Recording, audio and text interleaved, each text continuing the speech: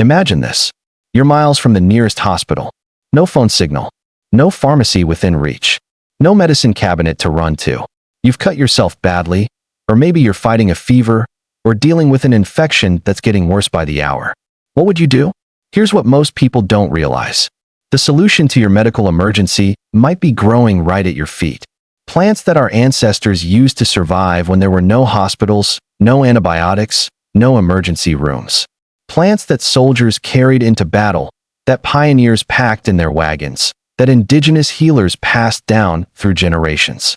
And these plants are still here, growing wild in fields, forests, and probably your own backyard. Today, I'm going to show you 15 forgotten survival plants that can heal your body naturally. Plants that modern science has actually validated. And I'm not just talking about folk remedies. I'm talking about plants with real healing compounds that work.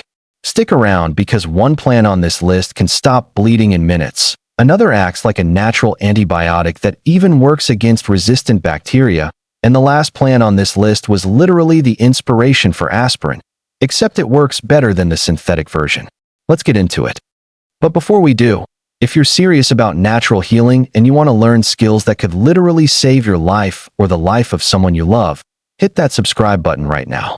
We post videos every week that'll teach you forgotten survival skills, natural remedies, and how to be more self-reliant.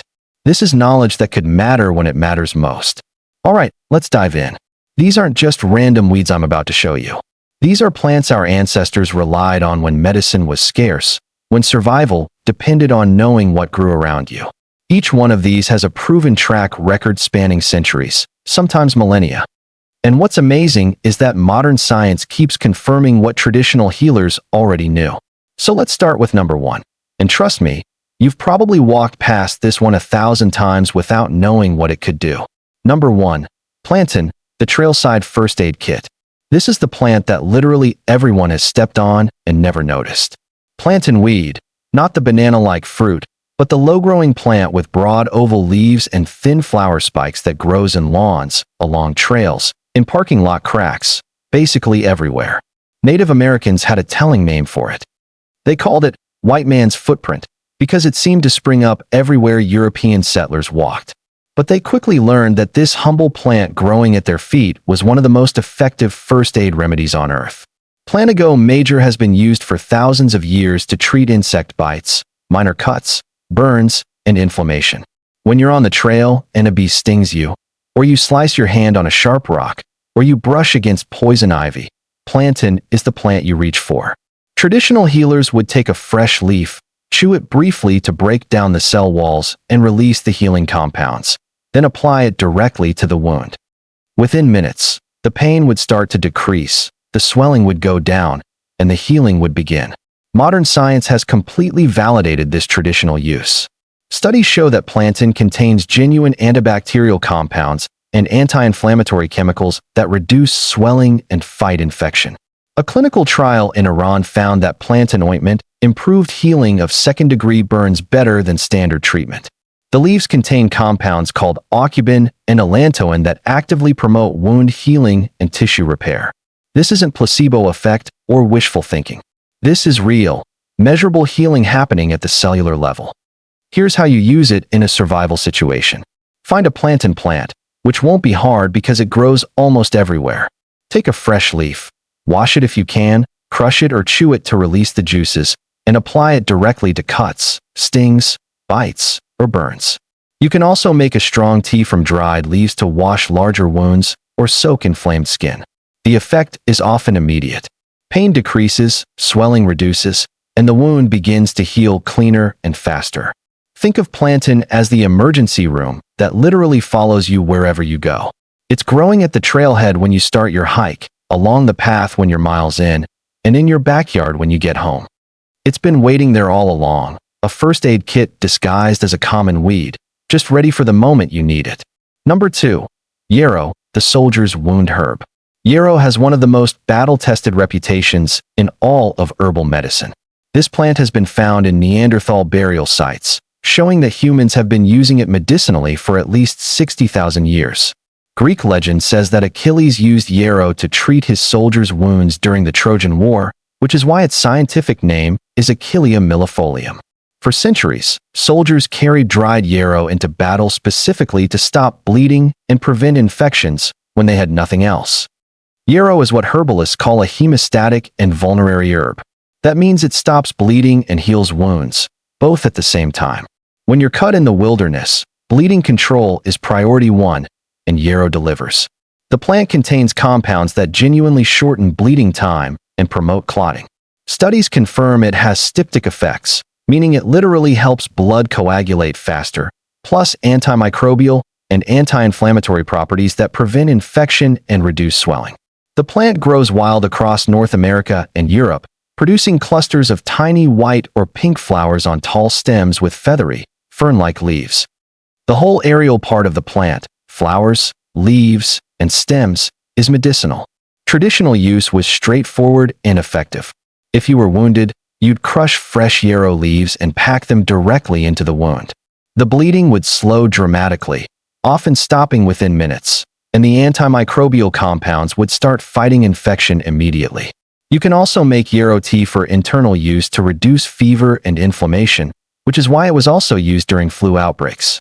The tea is quite bitter, but that bitterness is part of what makes it work, stimulating your body's natural healing responses. For external wounds, fresh is best, but dried yarrow works too and stores well for emergency kits. Here's what makes yarrow special in survival situations. It handles both immediate crisis, the bleeding, and long-term healing, the infection prevention and tissue repair. Most plants do one or the other. Yarrow does both. If you're building a survival medicine kit or you just want to know what to grab in an emergency, yarrow is essential knowledge. It's like having a combat medic growing wild in every field, ready to stop the bleeding and get you home safe. Number 3. Mullein, the lung soother. Mullein is that tall plant with big fuzzy leaves and a spike of yellow flowers that you see growing in vacant lots, along roadsides, and in disturbed soil. Most people think it's just another weed. But for hundreds of years, mullein was the go-to remedy for any kind of lung problem. Coughs, bronchitis, asthma, chest colds with thick mucus, pneumonia recovery. Basically, any time your lungs were struggling, mullein was what people reached for. Verbascum species, there are many types of mullein, were used so commonly for respiratory problems that herbalists called it the lung's best friend. The leaves contain natural compounds called saponins that act as expectorants, helping you cough up mucus instead of letting it sit in your chest where it can turn into a serious infection. In a survival situation, a chest infection can become life-threatening fast. You need to clear that congestion, and mullein helps your body do exactly that. Recent research confirms mullein's anti-inflammatory and antimicrobial effects on the respiratory system. The plant contains compounds that reduce inflammation in the airways, fight respiratory pathogens, and help damaged lung tissue heal. This is especially important if you've been exposed to smoke from fires, breathing dusty air, or dealing with environmental irritants in a survival scenario. Your lungs take a beating, and mullein helps them recover. Traditional preparation was simple.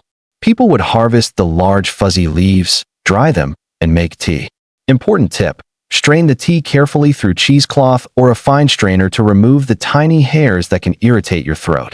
Drink the tea 2 or 3 times a day when you have a chest cold or cough. Some traditional healers also infuse the flowers in oil for ear infections, using the antimicrobial properties topically. Here's what makes mullein valuable for survival medicine. Respiratory infections are dangerous when you don't have access to antibiotics. A simple cough can turn into bronchitis. Bronchitis can turn into pneumonia, and pneumonia can be fatal without medical intervention. Mullein doesn't replace antibiotics for serious infections, but it helps your body clear the infection naturally by improving your lung function and helping you expel the mucus that bacteria feed on. It's not just suppressing symptoms. It's actually helping you heal. Think of mullein as maintenance crew for your lungs, helping clear out the damage and get your breathing back on track when you need it most. Number 4. Comfrey, the bone knitter. Comfrey has one of the most descriptive folk names in herbal medicine, knit bone. For centuries, people applied comfrey root and leaves externally to broken bones, sprains, bruises, and torn tissue, and they swore it made healing happen noticeably faster. Turns out they were absolutely right, and modern science has proven exactly why. Symphytum officinale contains a compound called allantoin that promotes cell proliferation. That's a fancy way of saying it literally encourages your cells to multiply and repair damaged tissue faster. Multiple modern clinical trials have proven that topical comfrey root extract significantly reduces pain and improves function in back pain, ankle sprains, abrasions, and osteoarthritis. These are real published peer-reviewed studies showing measurable improvement in healing time and pain reduction. In a survival situation, injuries happen. You sprain an ankle crossing a stream. You strain your back carrying heavy loads. You bruise muscles in a fall.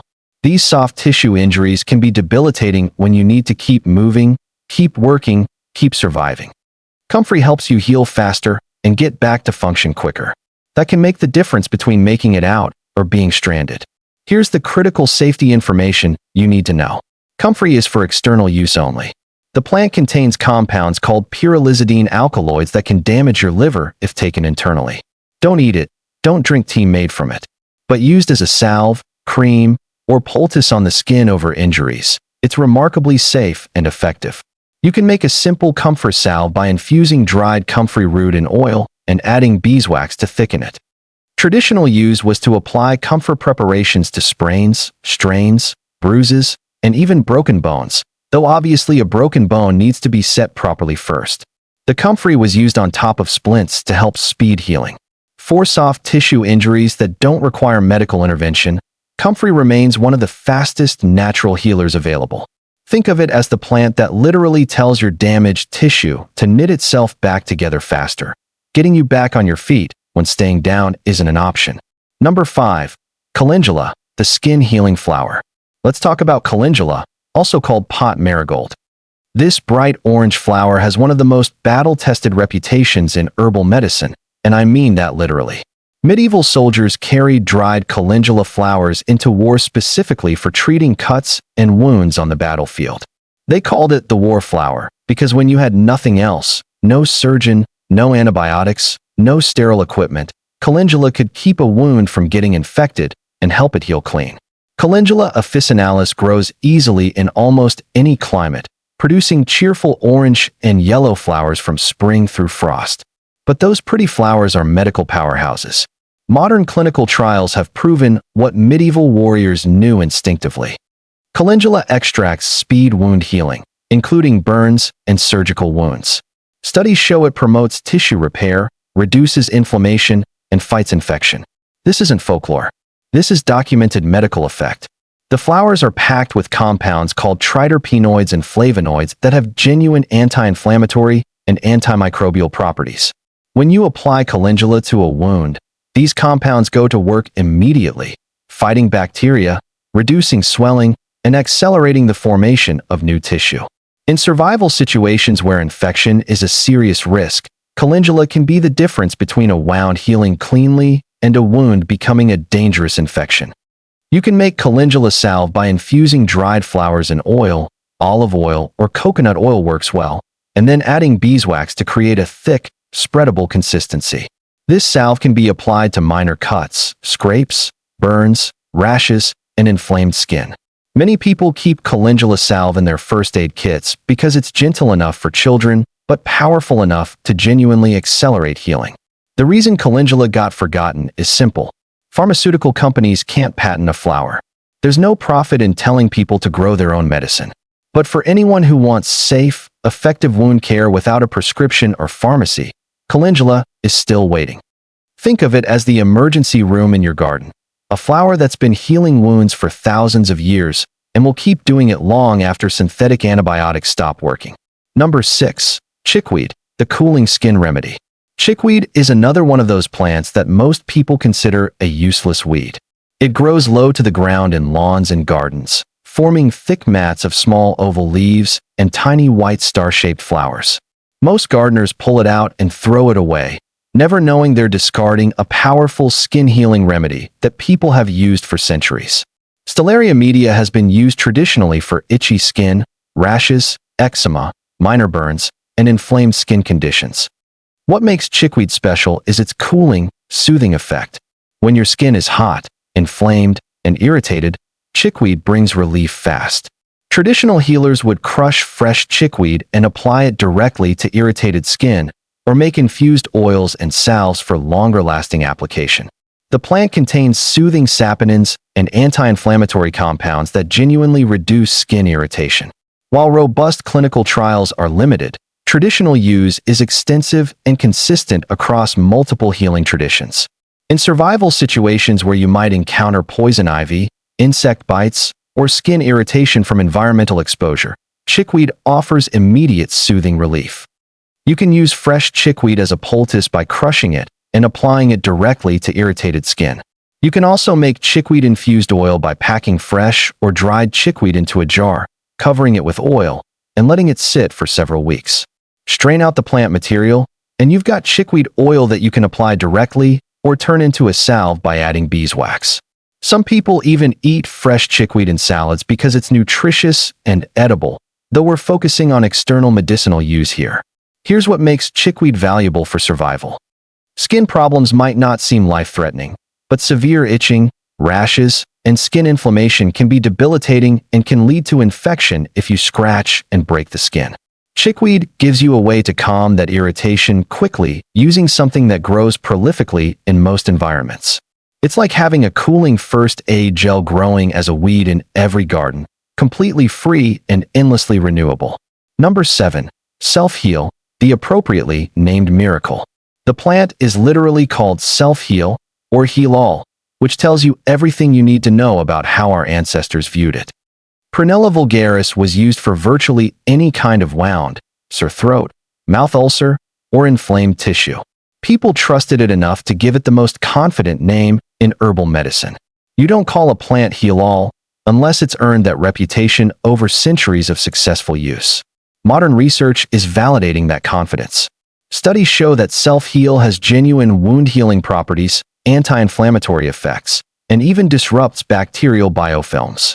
Those protective layers that bacteria create make infections harder to treat. Self-heal helps break through those defenses.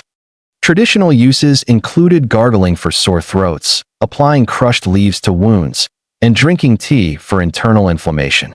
Self-heal grows low to the ground in lawns and meadows, producing purple flower spikes that bees love. The whole plant is medicinal.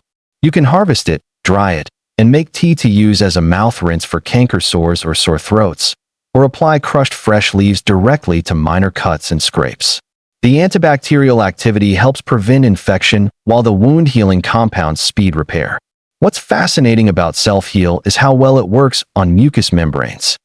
That means it's particularly excellent for mouth ulcers, sore throats, and inflamed tissue in the mouth and throat, places where applying medicine is tricky. A simple tea used as a gargle can bring relief within hours, and repeated use helps genuine healing, not just symptom suppression. Self-heal disappeared from mainstream use simply because it's another common weed that pharmaceutical companies couldn't monetize. But for mouth and throat problems, especially in survival situations where you can't just run to the pharmacy for throat lozenges, self-heal is incredibly effective and safe.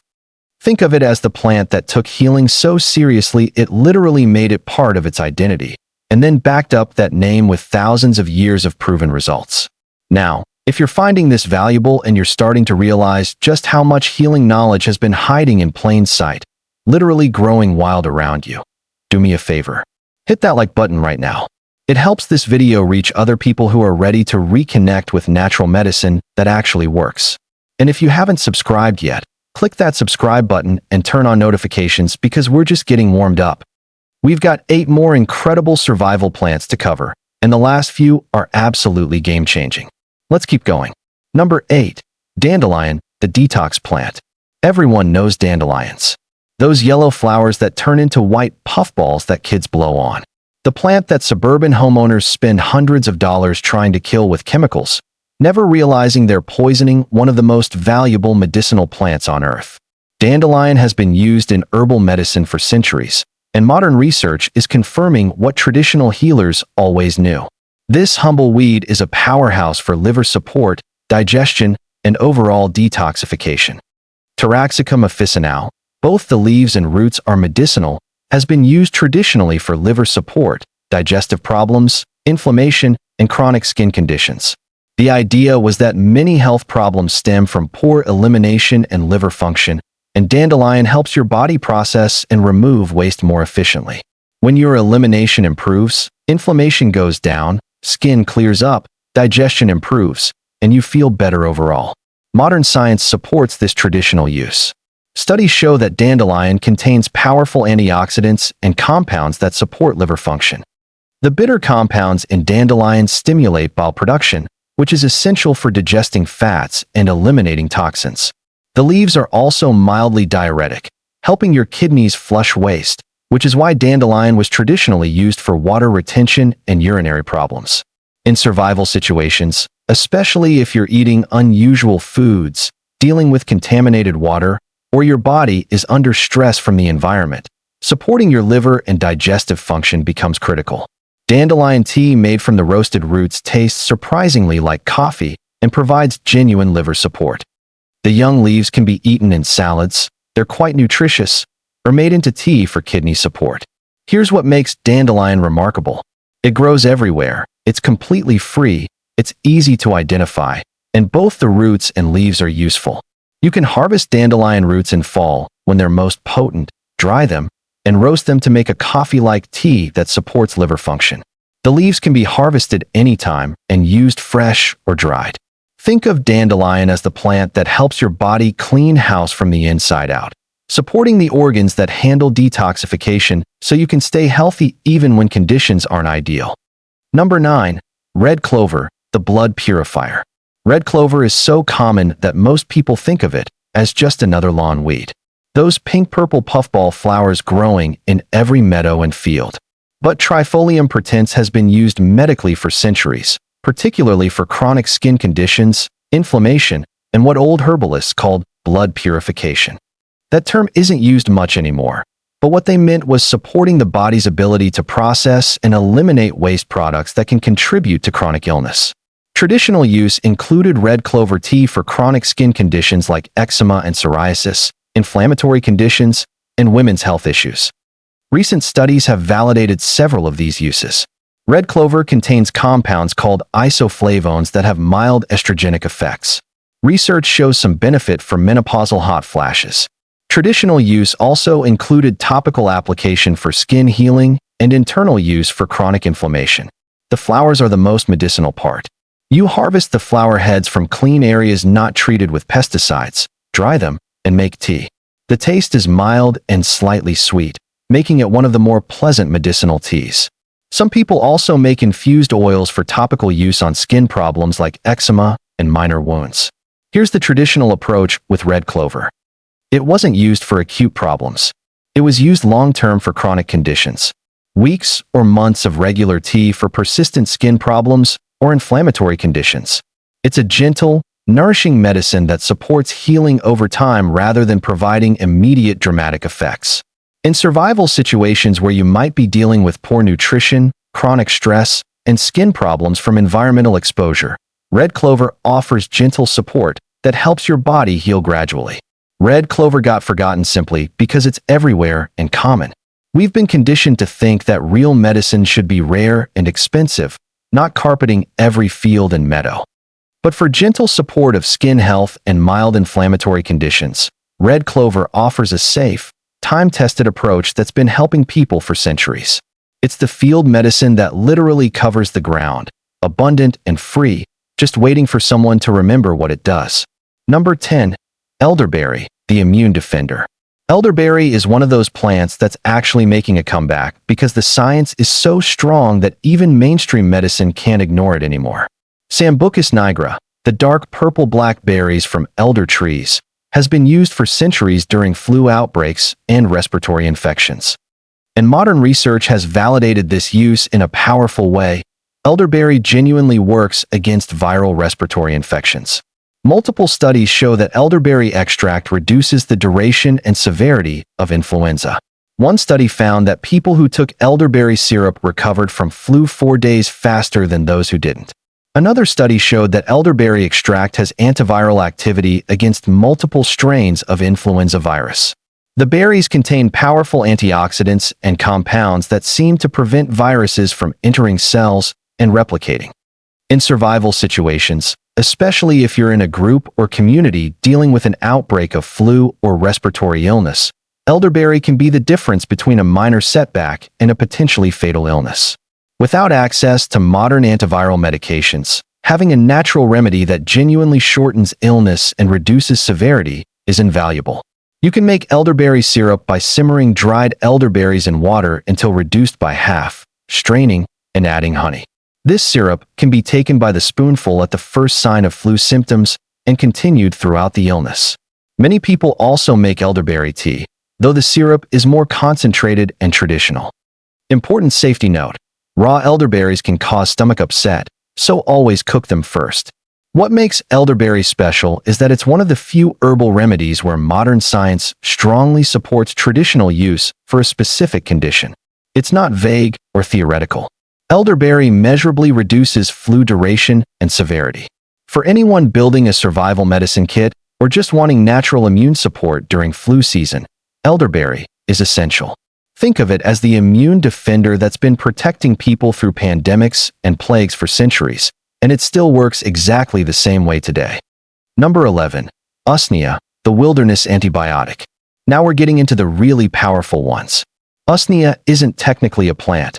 It's a lichen, that pale green hair-like growth that hangs from trees, which is why it's called old man's beard. Most people walk right past it without a second glance. But this humble lichen has remarkable antimicrobial properties that make it one of the most important wilderness first aid remedies you can know about. Usnea species contain usnic acid and related compounds that have strong antimicrobial activity. Recent research shows effectiveness against bacteria, including some antibiotic-resistant strains. We're talking about genuine antibacterial effect, not mild or theoretical, but measurable and significant. Traditional use was primarily topical, crushing fresh usnea and applying it to wounds and infections, or making a tincture to use as an antiseptic wash. In survival situations where you have no access to antibiotic ointments or antiseptics, usnea can prevent minor wounds from becoming serious infections. You find it hanging from trees in relatively unpolluted areas, especially in the Pacific Northwest, mountains, and forests with clean air. The lichen grows slowly and should be harvested sustainably, taking only what's already fallen or clipping small amounts from healthy trees. The most effective preparation is a tincture, an alcohol extract. You fill a jar with usnea, cover it with high-proof alcohol like vodka, and let it sit for several weeks. The resulting tincture can be applied directly to wounds as an antimicrobial wash or diluted for larger areas. Some people also use powdered dried usnea directly on wounds, though tincture is generally more effective. Here's what makes usnea remarkable for survival medicine. When antibiotics aren't available and a wound infection can become life-threatening, having a natural antimicrobial that genuinely fights bacteria is invaluable. This isn't just soothing inflammation or supporting healing. Usnea actually kills bacteria, including resistant strains that don't respond to some conventional antibiotics. Think of it as the antibiotic that grows on trees, quietly waiting in forests for the moment someone needs it badly enough to look up and recognize it. Number 12. Barberry, the ancient antimicrobial. This is the plant I teased at the beginning. The one that's been used for over 2,000 years in modern science is finally proving works against antibiotic-resistant bacteria. Barberry, Berberis vulgaris, contains a compound called berberine that's one of the most studied plant compounds in modern medicine. And the results are remarkable.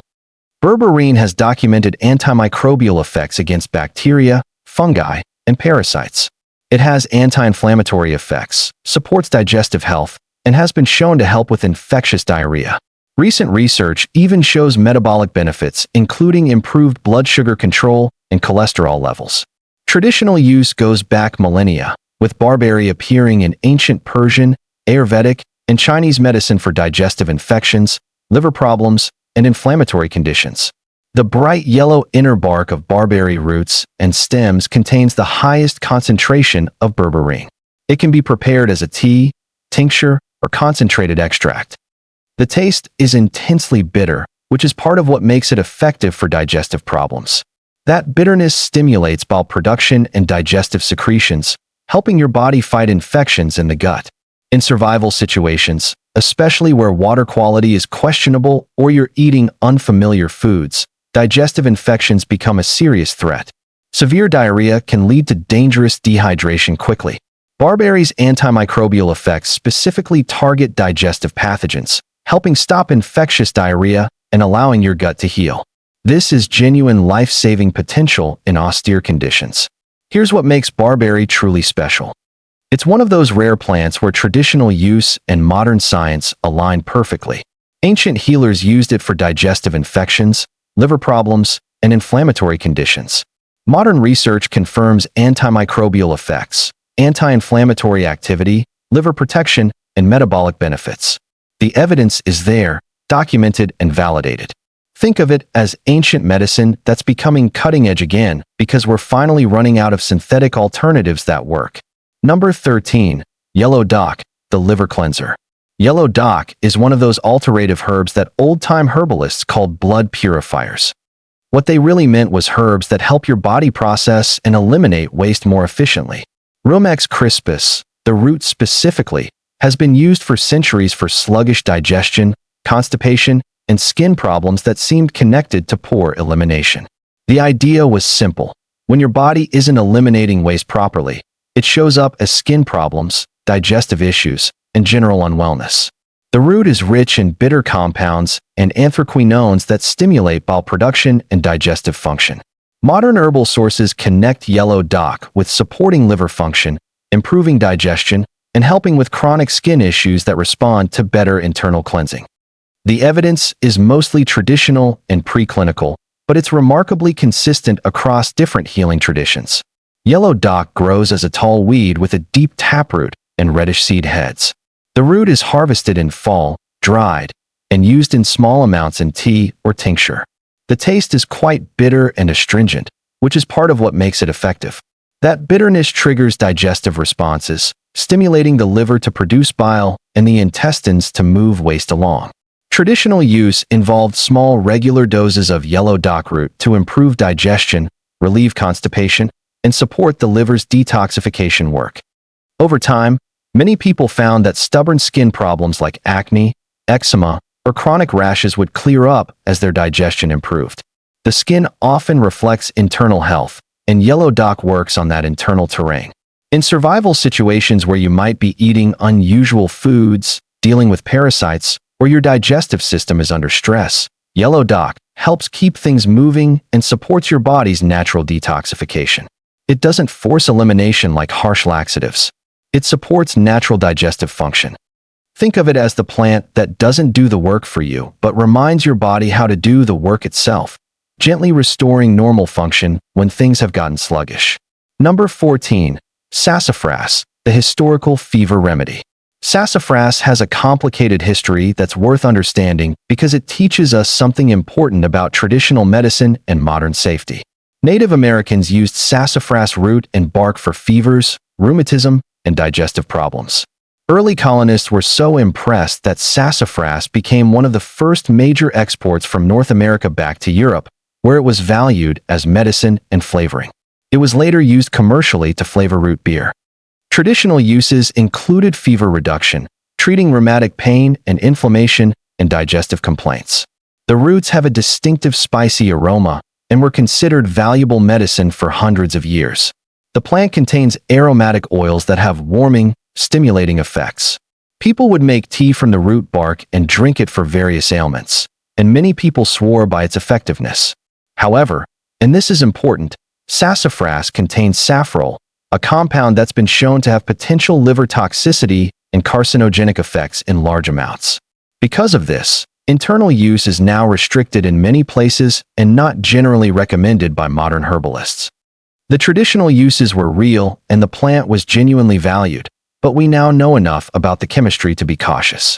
This is a good example of how traditional medicine and modern science can work together. Traditional use tells us what to investigate, and modern research tells us how to use it safely or when to find alternatives. Sassafras is mostly historical at this point, interesting to understand in context, but not recommended for regular internal use given safety concerns. The lesson here is important for survival medicine. Natural doesn't always mean safe for long-term use. Our ancestors often used strong medicines in acute situations where the benefit outweighed potential long-term risks. In a survival situation where you're fighting a dangerous fever and have no other options, sassafras might still be considered, but for regular use, there are safer alternatives. Think of sassafras as the plant that taught us to respect both traditional knowledge and modern safety testing, understanding that sometimes the old ways need updating as we learn more. Number 15. Metasweet, the original aspirin. And here we are at number 15, the one I saved for last because it represents everything we've talked about today. Metasweet, Filipendula ulmaria, is the plant that aspirin was based on.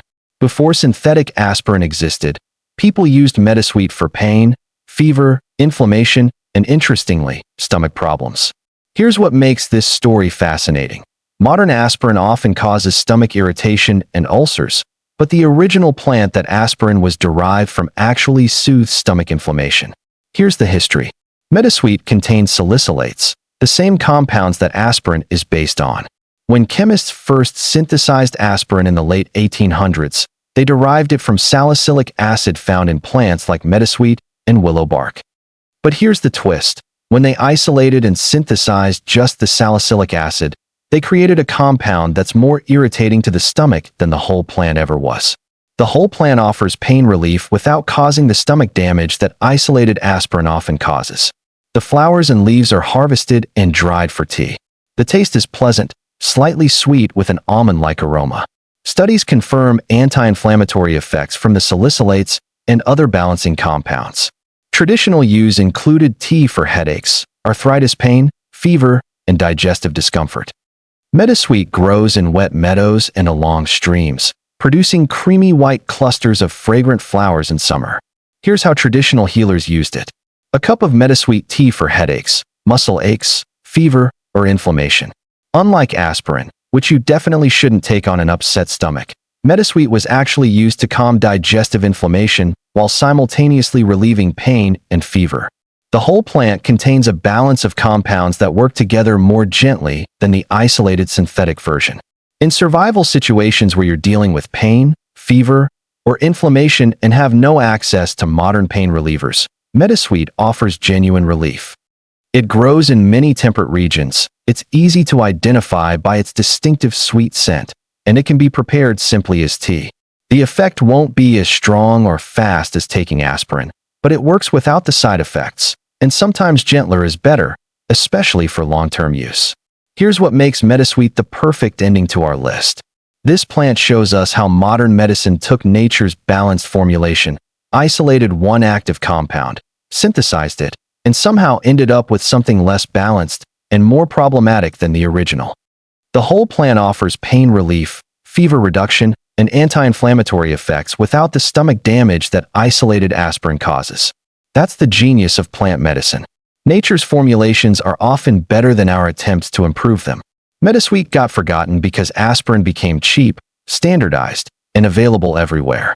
But for people who can't tolerate aspirin's stomach effects, or who want a more balanced approach to pain and inflammation, metasweet is still growing in meadows and along streams, still relieving pain, still doing what it's done for thousands of years. It's the original medicine that's been waiting patiently for us to remember that sometimes the natural version is actually better than the synthetic copy we made from it. So there you have it. 15 forgotten survival plants that can heal your body naturally.